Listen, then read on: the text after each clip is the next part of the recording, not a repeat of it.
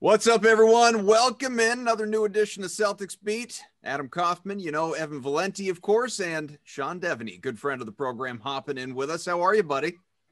Good. You're almost at 400 episodes. I mean, I can't believe they kept you around. Man.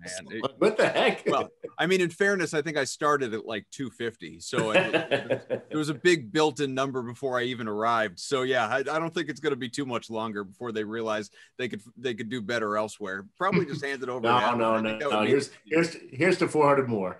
Yeah, there we go. So look, I'd love to start on a high note, guys. I really would, but it is Thursday, as we mentioned. We are on the heels of, as we record this thing, 12 hours or however long ago removed from this, what was really, it was a bad Celtics loss in Sacramento. For as much as that was a good win against Golden State the night before, which it really was. And I get, like, it's really easy to look at it and say, okay, no Kemba Walker, no Marcus Smart, no Payton Pritchard. I mean, you're basically without a point guard. And Jeff Teague, I mean, I couldn't have been more wrong about what this guy was going to give to the team. I was so high on the Jeff Teague edition, and he has just been absolute crap so far to start off this year. And it doesn't mean he can't turn things around, by the way, still an NBA vet, but so far, terrible. And he was bad again last night. And the team was it was bad. 11-point lead in the third, 5-point lead in the fourth, and 5's not a lot. I get it. NBA, game of runs and all that stuff, but just bad fouls, silly mistakes, defensive lapses. I guess what impressed me so much about the Golden State win wasn't so much that it was a great win over a great team, because Golden State is fairly mediocre, even though they are led by Steph Curry, but it was the kind of game like the Sacramento game that I sort of have come to expect them to lose. Like they're on top for a while, and then things kind of unravel and they fall apart, and you look at it and it's a 5-point defeat. But they hung on, they held tough, they were resilient, they fought, they were solid. And then to just the very next night show their old warts, Sean, it was disconcerting.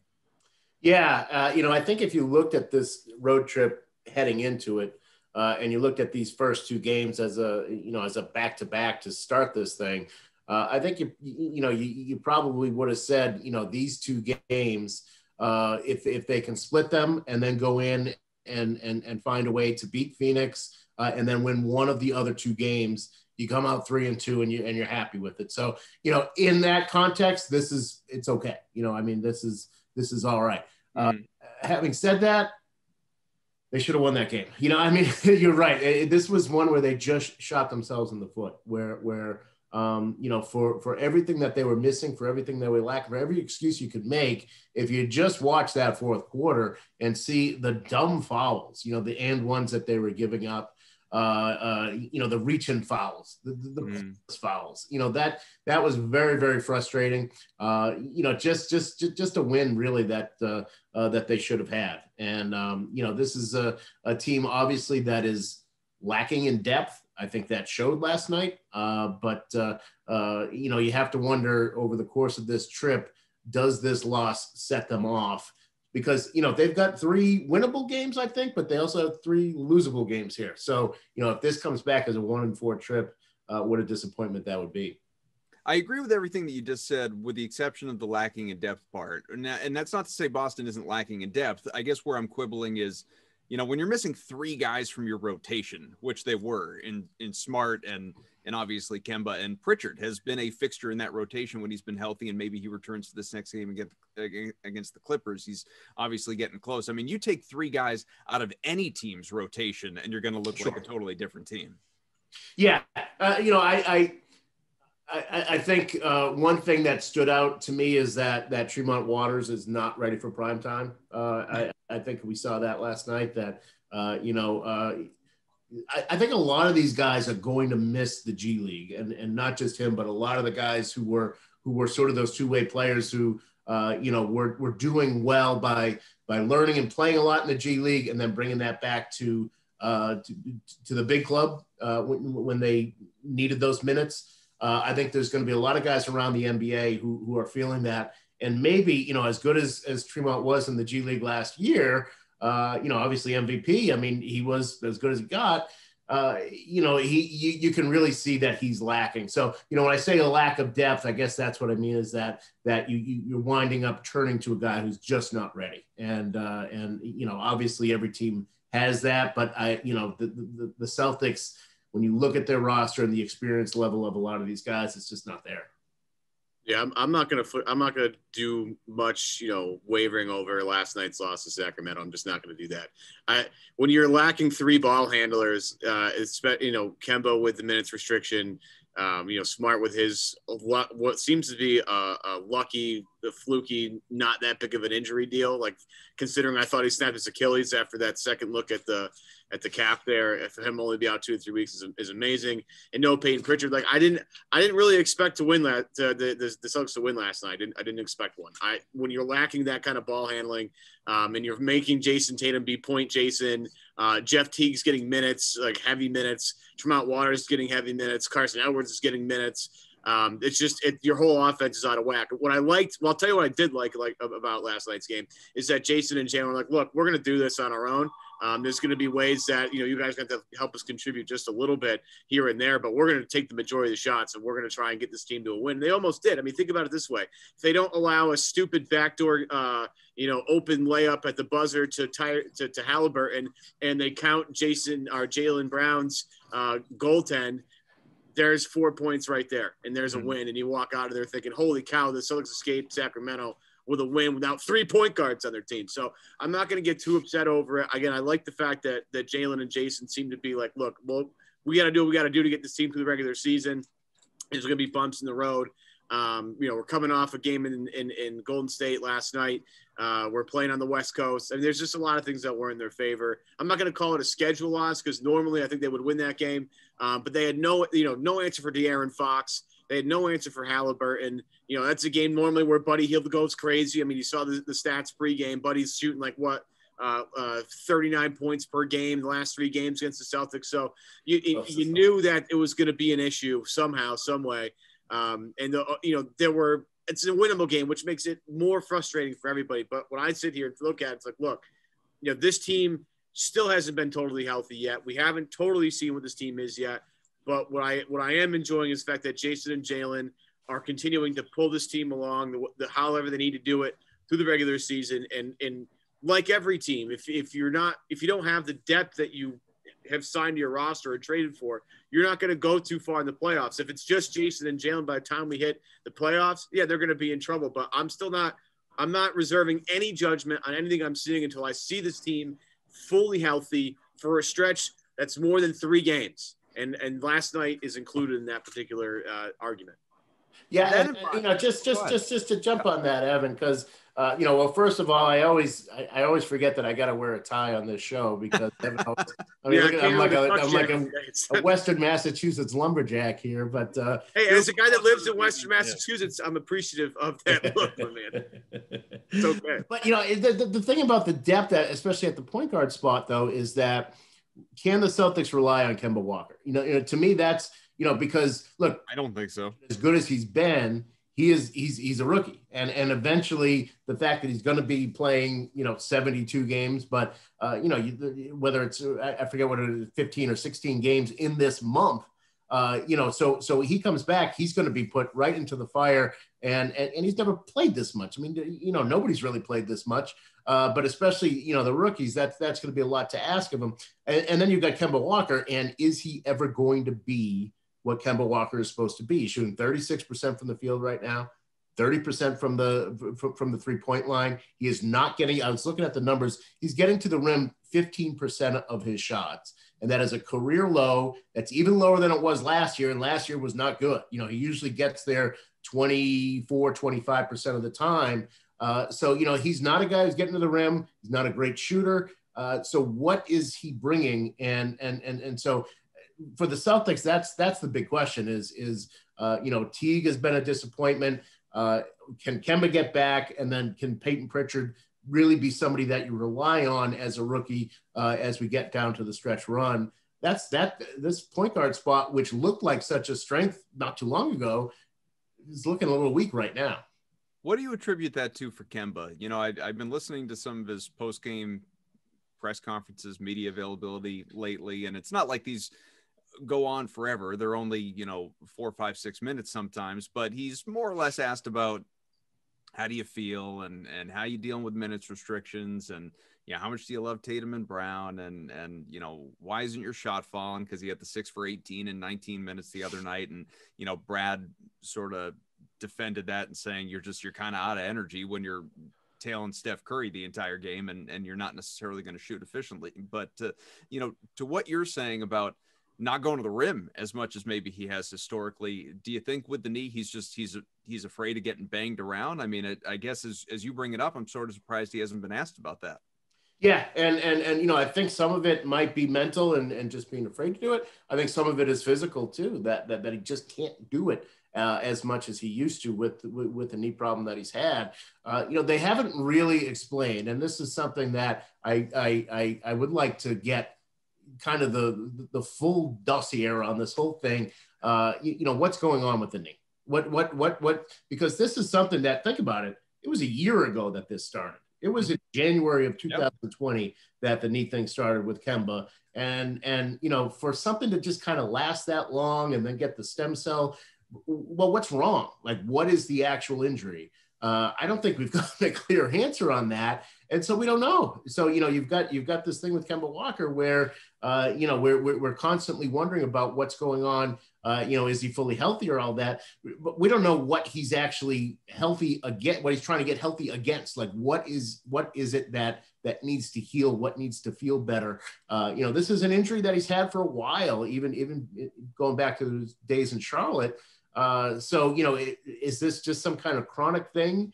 Is there a fix to it? And if it is a chronic thing, then are the Celtics on the hook for the next couple of years here for $35 million a year for a guy who's going to be a 36% shooter?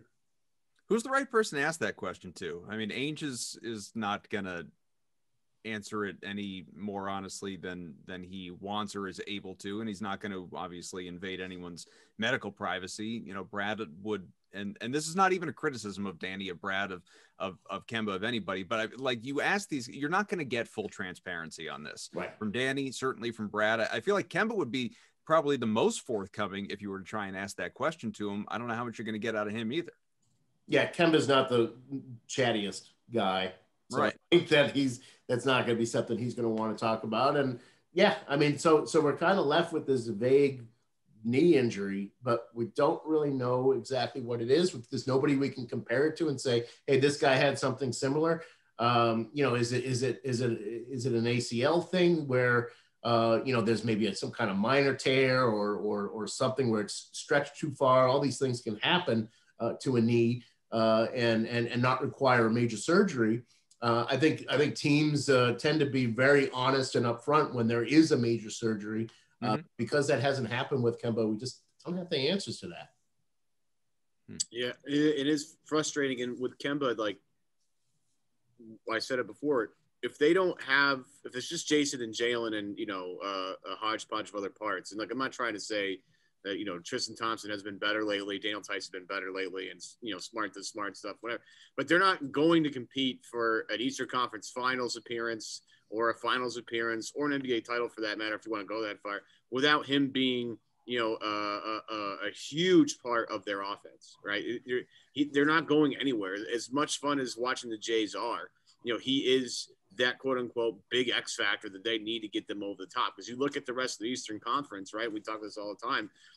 There's a dynamic duo in place almost everywhere. Brooklyn's got 3 guys that are all all-stars and, all NBA guys. You look at Milwaukee and what they've done between Holiday and Middleton and Giannis. Like, those are 3 pretty awesome players. You look at Tobias Harris's resurgence in Philadelphia. They got 3 pretty prominent, well, I'd say 2.5 pretty prominent scores. Boston seems to be lacking in that department. Kemba gives you at least the ammo you would need to keep up with those teams on an offensive, in an offensive way, and especially when you think about their defense. Like, their defense has not been great at all. We've talked about this pretty much every week, I feel like, on this show, Adam. Their defense has been so bad.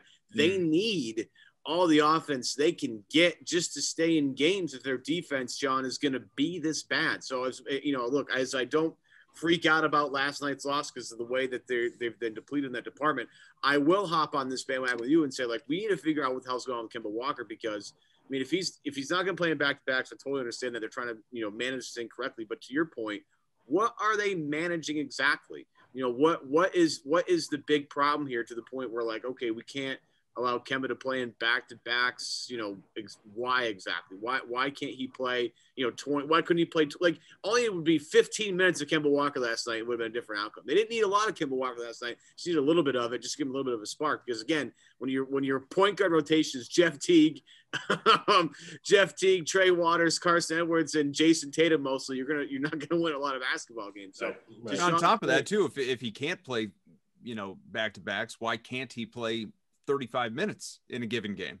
Right, exactly. So to Sean's point, even though I'm a little more optimistic about the game last night, we still have to get back to this. Kemba Walker, if he's not going to be 100%, he's not going to. And then what is really going on here? And if it's not going to be something that's going to be solvable, or it's something that they're not going to describe it, and they're not going to really tell you. Do they have to, we've talked about this. I'm sure people have talked about this as well, but are they going to have to maybe move on from Kemba here, or do they have to get something else on the team to compensate for a gimpy, so to speak, Kemba Walker's? Because, if he's not going to be part of the offense like they need him to be, well, they need more offense now because their defense has been absolute garbage, Sean. And that might be part of the reason why they don't want to be very explicit about what's going on with Kemba, is because if you have to make a trade down the line, in the end, everybody's going to wind up knowing what's wrong with him. Like if you want to trade him, then the other team is going to ask these questions. But certainly you don't want to put it out there as much as you need to. You want to be as quiet about it as possible. Because if it does wind up being a trade situation, I can't imagine. I've talked about this with other people around the league that right now you just couldn't get rid of Kemba Walker, even if you were just trading him into a trade exception. Like nobody wants the guy because of the lack of performance, because of the uncertainty about the knee and the contract, and that's where the Celtics are right now with him. So you're right, they need him to get back to what he was. Or something close to it, or else they're sort of stuck here. Boy, Ev, there's your headline, huh? Are our interns listening? Nobody wants Kemba Walker. Uh-oh. Yeah, that's not great. It's not where you want to be. You're second year into this contract here with Kemba Walker. It's not where you want to be, especially because the money that's attached to him. Look, we all love Kemba. It's not like saying we don't love Kemba. I love, he's just a great teammate. It's hard to find like a bad story to say about Kemba Walker. This isn't Kemba Walker the person. This is at this stage, it's Kemba Walker the player. Right. Yeah. And maybe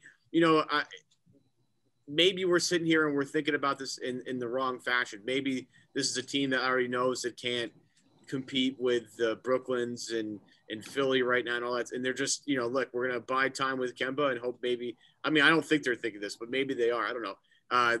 We've got to buy time with Kemba here. This is not really the team that we think is going to compete for a title. We're really just kind of managing our assets until the next off season, where then the next off season. But that feels sort of like, not like a waste, but it sort of feels like a waste. You have a team that's gone to the Eastern Conference Finals, 3 of the past 4 years. Like, you knock on the door for so long, eventually you got to knock it down and get to the next step. And, as much as we want to revel in the fact that this team is, they're exceeding expectations, right? They've, Jayson and Jaylen is only 24 and Jayson's 22. Yeah, but at some point, like, you have to make progress. You have to get over the hump to the next step. Like, coming in second place all the time is great, but what's better? Winning a championship. And eventually you'll be known for your downfalls. And if that's the case here, we're like, oh, maybe we're not really competing. Then what the hell are we doing here? I mean, this is what it is. And if to get back to the nobody wants Kemba Walker piece, well, then this team's in a whole lot of trouble because they got a $32 million plus point guard that nobody wants and is functional. It just feels like, again, as we try and stand back and look at things from a bird's eye view here, as much as you want to talk about the progression of some guys, again, they're not going anywhere without Kemba Walker. And it really is just a weird place to be right now, considering this is a weird season in general. Yeah, I mean, we're nowhere close to this, but eventually, I need to highlight that the conversation does become, well, Jaylen Brown's only 29 and Jayson Tatum's only 27. Like, what the hell's been going on for the last? They just entered their prime, Adam. They just entered it. There's still time. I remember when New Orleans signed Anthony Davis to a contract extension, his rookie contract extension, right? So one that was only a few years ago, it was like 5 years ago. And I wrote, the minute that they signed him, I wrote a story about they are on the clock now. They've got to win or else he's going to want out. And I heard from so many Pelicans fans who were, what if they just signed the guy? How can you say that? You don't even know. And that's where it got. I mean, that time moves fast. These seasons move fast. And if you don't produce, then you wind up in the situation where the Pelicans were, last year. And that's the reality of this. Might have to bring our guy Ceylon Perec back, huh? Get Dr. P. See if we can crack some details on this knee injury. I'm still mad about the fact that we took a lot of flack for that, and you did. I didn't take any flack because I was just the producer on the particular thing. But I watched it all. There's a lot of flack for that podcast on Kyrie Irving, and Dr. P was right pretty much about everything. So yeah, nailed every little detail. All right, so let's circle back just it's relevant to last night's game, but it's more of a big picture thought. And I'm not going to pretend that I'm watching, on League Pass, every team's game every single night to know exactly how all their late game situations are handled. And I'm sure there's a lot of overlap team to team. This isn't purely a Celtics issue, but when we're watching the Celtics every night, it feels like a Celtics issue. And it comes back to coaching, admittedly.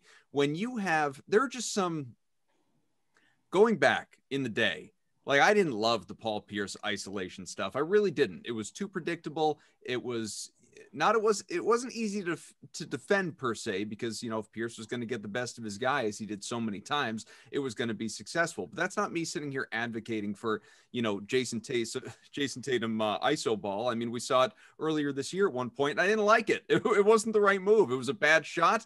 The timing was bad. They just ran down the clock for no reason when they could have set up a play. It doesn't always make sense. But there are times that you would rather see that, or a play drawn up for Brown, or a play drawn up for Kemba even, as opposed to, like, down by 3, Javonte Green is going in for a contested dunk, as he did late in the final minute last night. Or, you got Tatum and Brown and Walker all on the floor, but let's Marcus Smart jack up a 3. And I'm like the leader in the clubhouse when it comes to Marcus Smart can be a good 3-point shooter, defenders club. So it's not even an anti-Smart thing.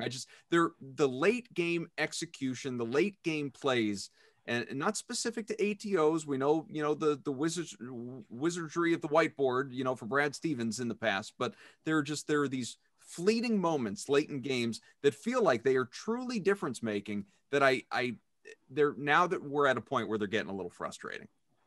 Yeah, and I think that one of the things that the Celtics have done over the years under Brad Stevens has been run the offense. They've always just sort of run the offense, and that's a lot of ball movement, and that's what they should do for 46 minutes. You get to those final 2 minutes, I do think you need to change. I do think you need to say, we got to find a way to get the ball into the hands of our best players and the guys who can win us the game. You mentioned Pierce. If you can get Pierce on the elbow, you do it every single time, and I'll live and die with that shot every time. And you think about that. What's the equivalent of that on the Celtics? What's that go-to sort of play where they're going to live and die with this shot? I don't think they have one. I don't think that's a factor with this team. And you get down to these close situations, and it shouldn't be egalitarian offense at that point. It should be let's get the ball to our 1%. That should be, you should get the ball to the elite players that you have, the guys that you're paying the $30 million. And we mentioned Kemba, and the shot that he took a few nights ago, I forget which Lakers. one. Yeah, Lakers game. Against the Lakers, right. I was okay with that. But again, like, I would still rather see somebody else take that shot. I would rather see something set up for either Tatum or Brown to take that shot, especially Brown the way he was playing in that game. So I think that's an element where they kind of continue to run the offense in those situations, and they shouldn't. Yeah, with Tatum too, Tatum's got that step back that he just loves, and he just, we saw it against Milwaukee in the opener over Giannis, and he hit it over Giannis twice in that game, and it was like, one of those days where Tatum's got that shot rolling. It's not my favorite shot in the world. He seems to hit it quite a lot. So, it's not my favorite shot, but it goes in, so I'll live with it, sort of thing. But after a while, it gets repetitive, it gets old, and it's like, all right, well, if that's the only thing you got in the bag at that point, then I think taking a fadeaway 28-footer is not the best use of your skills and your talent. If you take that shot a little bit, closer to the basket, I don't have as big of a problem with it. But to back up what Sean's saying, yeah, the ball's got to find probably Tatum or Brown at the end of the game, find a switch that you like, and have those guys go to work one-on-one. And trying, and with Brown, like, get him in anywhere in the mid-range. He's been unbelievable in the mid-range this year. He's been spectacular at it. With Tatum, if you can get a smaller defender on him and give him the opportunity to get a little closer to the basket, back his guy down, because he's been a great post player this year, Jayson Tatum. Find a way to get him in the post, back down a smaller guy and hit a turnaround or whatever. Like, it's probably going to end up in a better shot than being so far away from the basket. Sometimes I think guys get obsessed with the Sports Center highlight of, like, I just hit a step back three over Giannis, or I hit one over Anthony Davis. Look how cool this is. And so, what else is cooler, though, is wins. And I'd rather have a shot a little closer to the basket. Again, I don't have any problem with Kemba's shot.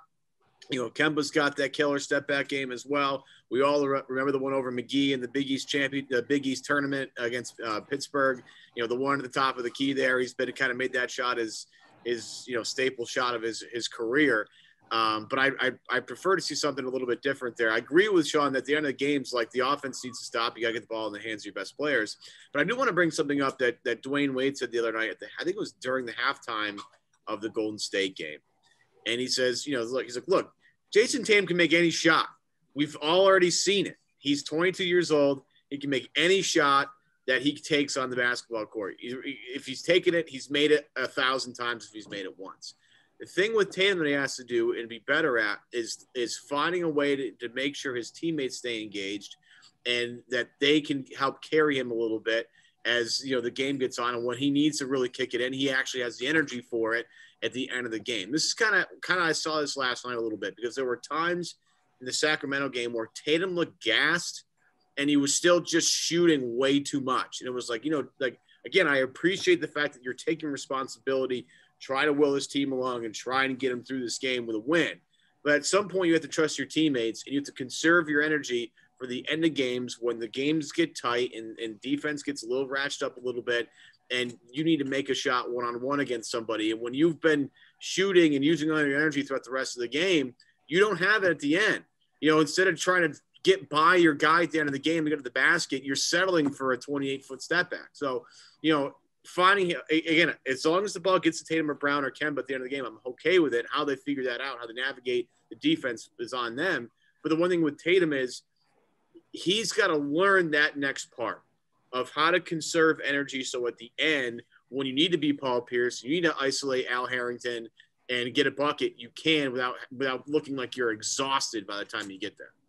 Yeah, I think that's he could stand to kind of watch LeBron and the way that he manages a game Wade said that exact sentiment in the halftime show. Exactly. Right. Find your spots and know when, now I'm going to let everybody get involved. I'm going to set up people. I'm going to, be a little bit of a decoy. And now I'm going to assert myself, and sometimes it comes in the second quarter or third quarter, whatever. But you want to have that, certainly for the final 6 minutes, you want to kind of set up. It's almost like a pitcher who lets somebody get a single off them on a pitch in the first inning, knowing that in the seventh inning they can go. Pitchers don't go seven innings anymore, but in the sixth inning they can come back and get a strikeout with the pitch that maybe they can fool them to make it look like what they threw in the first inning. That's something that Tatum, thinking the game that way as a whole 48-minute unit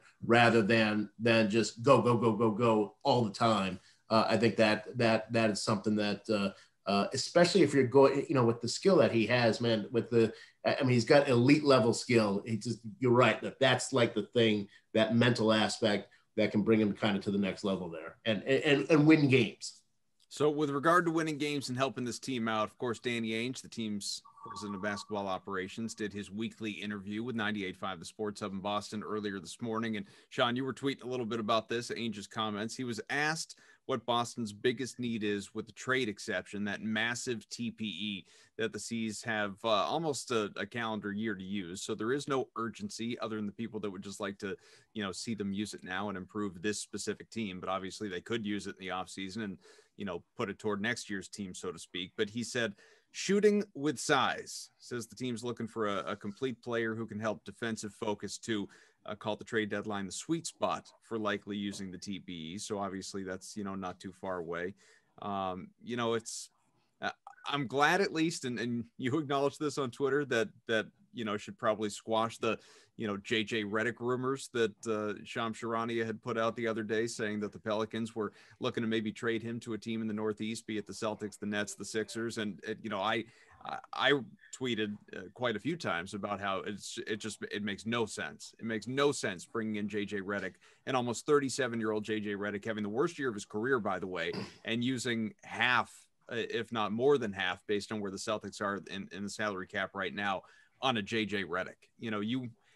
Pipe dream, people keep talking about Nick Vucevic and, Aaron Gordon pre-injury and guys like that, like guys who are, have been or still can be, will be, project to be all-stars, mid to late 20s, guys who are just maybe in bad spots and for whatever reason the team wants to unload them because they don't want to pay them down the road. But there are building block guys, which JJ Redick is not. And Danny Ainge, and I don't have to tell Danny anything he doesn't know already, he's smart enough to know that you don't waste the TPE, an historically huge trade player exception, on a guy like JJ Redick to help a team that still doesn't put you over the hump. No, right. And a guy who you can probably get, I'll tell you exactly where that rumor came from. It came from David Griffin and in the Pelicans front office, because what he wants to do is create a market for JJ Redick that he knows ain't there. There's no market for JJ Redick, with his age, with what he does defensively, with the way he's played this year. He's a buyout candidate, and then everybody knows if you wait till April, you can sign him with a buyout. So that's where that came from. JJ Redick was never really going to be somebody that was going to come with the Celtics. The question becomes, okay, who can? And do you get a short-term fix, a LaMarcus Aldridge, for instance, who, is a free agent after this year, probably not somebody you're going to sign. Maybe if he were to stay on a reasonable deal, you would, but not obviously he's in his mid-30s too, but could help you this year and could be that kind of stretch four that this team has lacked, pretty much since the early 2000s, since Antoine Walker, right? It's a tough question, because you're right, because if a team gets in a position where they say, all right, we want to get rid of this guy and we just kind of want to get rid of him. We don't need anything back. We just want to get rid of him. Whatever it is, whatever the reason is, then the Celtics want to keep that there for that reason. Problem is that's probably not going to happen. So what are you going to do? Are you going to find somebody who can help you this year? Are you going to find somebody who can help you going forward? It's a tough question, because you have to decide when to pull the trigger. And once you pull the trigger, there's no one pulling it. You can't redo that. You only got one shot with this TPE. So it's a tough situation for Danny. I think when you look at the market, when you look at what's out there, they're probably going to, I think in the end, they're going to have to find somebody who can help them this year, and probably not somebody who's going to help them much longer. Harrison Barnes would be to me the ideal fit, just because he would fit well. He does everything that they're looking for. He is overpaid, and you're not getting out of that contract after this year. But if they could make that work, he's probably the best. The best guy you get. But then, of course, you have to sit back and say, all right, basically we traded Gordon Hayward for Harrison Barnes, and that's a loser. That's a loser of a deal. No other way to say it. Better than getting nothing. Better than getting nothing. Yeah, yep. But you're going to be a loser regardless of how it goes down, because Gordon's been playing out of his mind this year. And I'd like to apologize to Gordon Hayward and the Charlotte Hornets for calling them a lame franchise basically earlier in the year and thinking that they had no prospects. They've been super fun to watch, and Gordon's been unbelievable. But whoever you get back is just not going to be nearly as good as Gordon is. He's been outrageous this year. And, you know, guys with size, you know, Boston's a small team. I mean, you look at, you know, they're playing, like, is Jayson Tatum like the new height of Jayson Tatum? Is he the tallest guy they have on the floor at all times? It just seems like it. You know, Tristan Thompson's not really, you know, a super overly tall guy. He doesn't really play. I mean, he plays big to a point, but he's not an explosive athlete. You know, I love Rob Williams to death, and he's, you know, starting to kind of figure it out, and his numbers are starting to really trend in a really positive direction. But can he count on that for an entire season? You know, we'll find out. You know, Daniel Tice, as good as he is as a shooter and does all the little things you need, again, he doesn't play super big. So the question is, you know, how big does that guy need to be, and how does he need to be? Do you sacrifice more for defense or more for shooting? Because you're going to have to find, like, I've always liked Larry Nance as a guy that they could go after to bring in, who's a really superb defender. One of the, you know, in terms of steals per game, he's either at the top of the list or very, very close to it this season.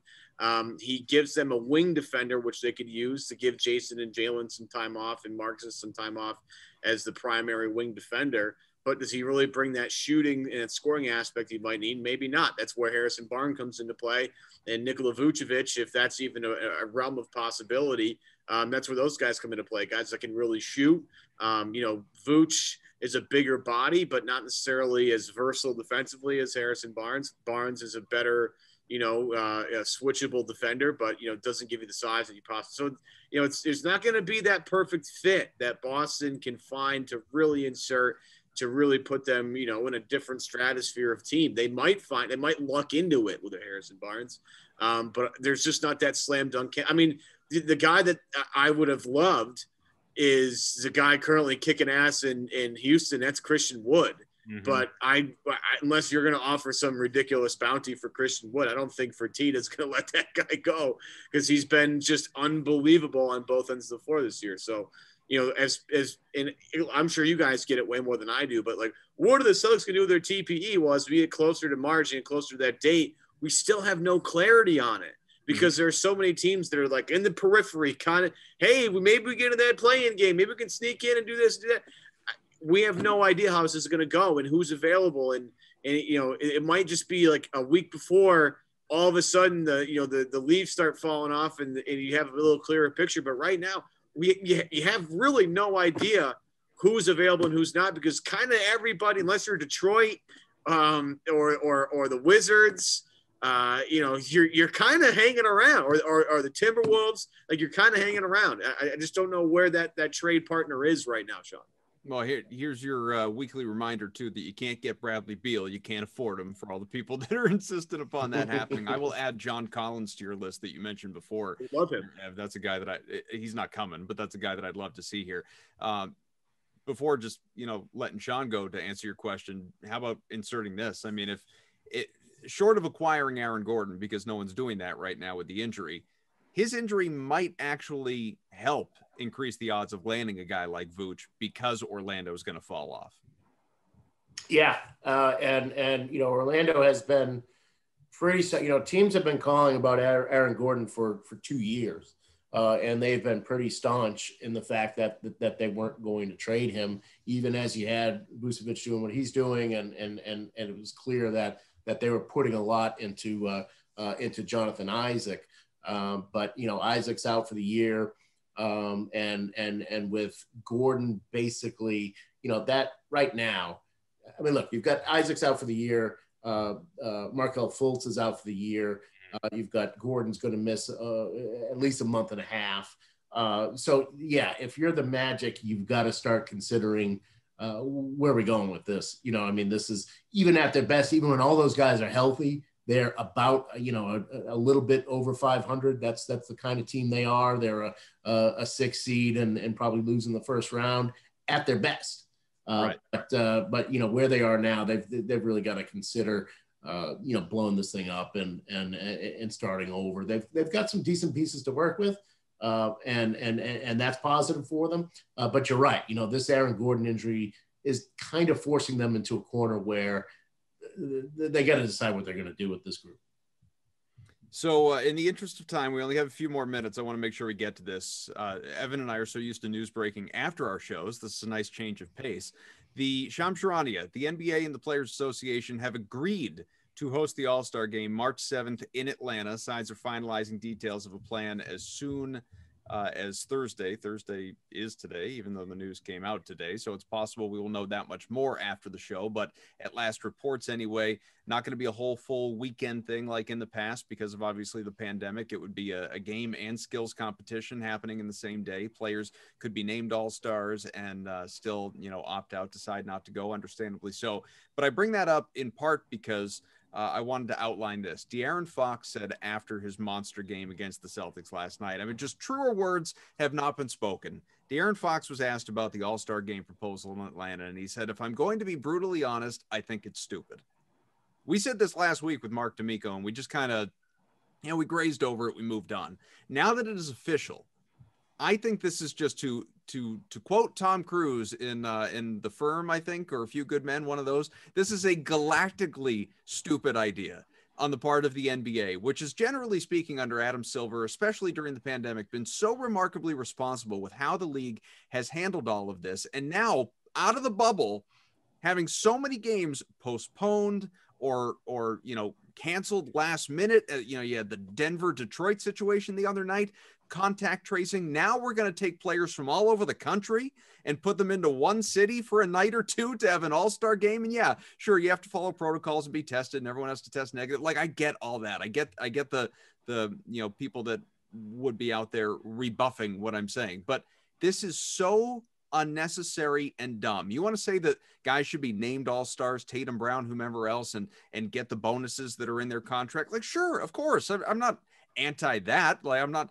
anti economics, but let's not play a meaningless exhibition to have a showcase to, give everyone a platform for one more night in still the heart of a pandemic when this just doesn't need to be done, Sean. Yeah, and it's this is about the broadcasters. There's the impression that this is all about getting the night of TV in. That's in the contract, so it's something that they don't have to pay back that money. That's what this all comes down to. I think if I were the broadcasters, and I would kind of recognize that probably nobody's going to watch this thing. And the negativity that's going to arise from it, because you're going to have so many players say, no, I'm not going. That it's the cost benefit analysis here has to be not worth it. And that there had to be some other form of broadcasting, something else that you could put there. Be creative, but don't have an all-star game. I mean, it's just they finally got to the point, like, they have no COVID tests. Nobody tested positive this last grouping. That's great, considering where they were a couple of weeks ago. Everything's moving in the right direction. And then you go and, announce this. It just doesn't make sense, for one thing, on a COVID level. It also doesn't make sense on, look, the Lakers and the Heat had 70 days off before they had to start the season again. Like, 70 days. Give them a week off. Give them 4 or 5 days, whatever the length of the break is here. Give them that entire time off. Don't do this. It just, I don't understand what the benefit is. To me, it just, the negative far outweighs the positive here. No, nothing to add to that. I don't think it's a smart idea. I think if you want to, do something charitable with it, find a way to donate to charity and to be a part of this group that wants to really raise awareness for social changes in this country. Do something with that. There's no need to have a game. I mean, if you want to do something really positive, that feels like a better use of your time. It really does. Because I'm with Sean. If all these guys end up saying no, who the hell is going to watch the game? Nobody. So what's the point? Make it something. Again, the players, would probably appreciate that a lot more anyway. And they're just better things you can do with your time. And it just feels like Sean said, it feels like a money grab, and it just feels wrong. And I don't think they should have it. And I think we should, again, give guys time off. Relax, get your body right. Again, especially for the teams that played late, and just be thankful the fact that nobody's sick, and you're keeping people from getting sick. But if we're going to have fun with this thing, I mean, not that he would be named, but we all know Kyrie Irving would still go, right? Can't play regular season games for his team, but he'd go to an all-star game. Javonte Green for the dunk contest. You know, like, screw it. Just put Javonte in there. He's fun to watch in transition, at least. Kyrie will go if there's an Uncle Drew 2 that he needs to promote. Kyrie will be there if he needs to promote his next movie. That's for sure. I'll see it. Clippers coming up next to continue this road trip. That is tomorrow night, another late game. These West Coast games are brutal. And then in Phoenix, Sunday afternoon, and then wrapping up the trip Tuesday night in Utah for inexplicably the league's best team standings wise, the Utah Jazz. And then it's back home for a game 1 week from today, Thursday, against the Raptors. So we'll regroup probably sometime before then after the road trip and let you know, obviously, how everything fell. But this was a fun one, fellas, even if last night's result was not. Sean Deveney, Evan Valenti, I'm Adam Kaufman. Sean, thanks so much. All right. Thank you, guys.